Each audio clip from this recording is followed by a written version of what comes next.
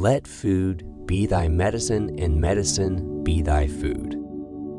There are in fact two things, science and opinion. The former begets knowledge, the latter ignorance. Wherever the art of medicine is loved, there is also a love of humanity. Walking is man's best medicine.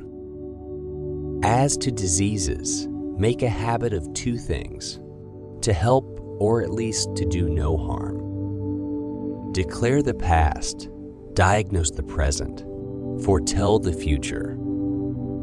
People think that epilepsy is divine simply because they don't have any idea what causes epilepsy. But I believe that someday we will understand what causes epilepsy. And at that moment, we will cease to believe that it's divine.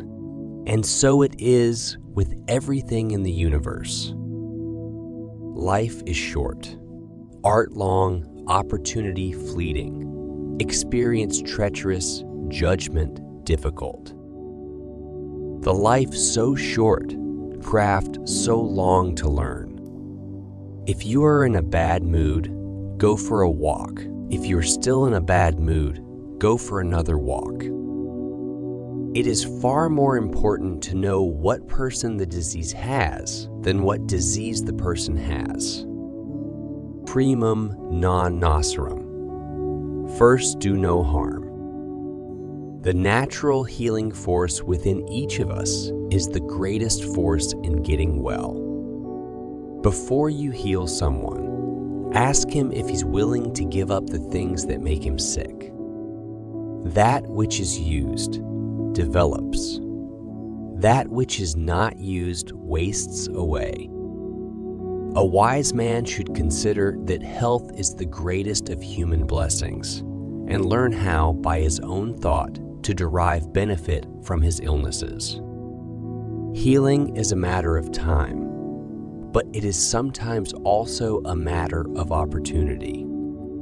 The soul is the same in all living creatures, although the body of each is different.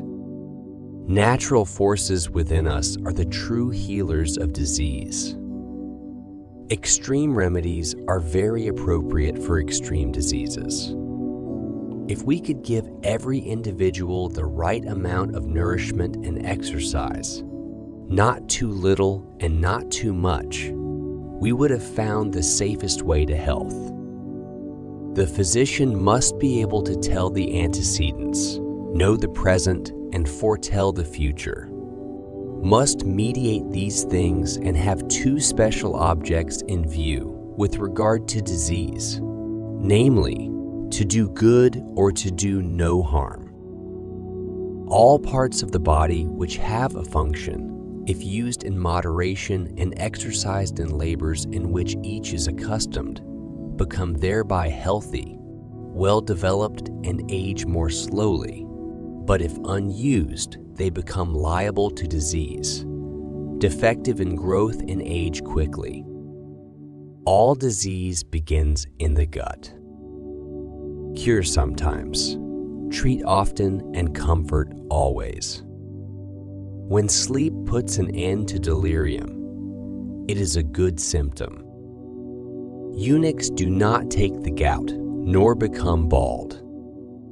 Disease is not an entity, but a fluctuating condition of the patient's body, a battle between the substance of disease and the natural self-healing tendency of the body.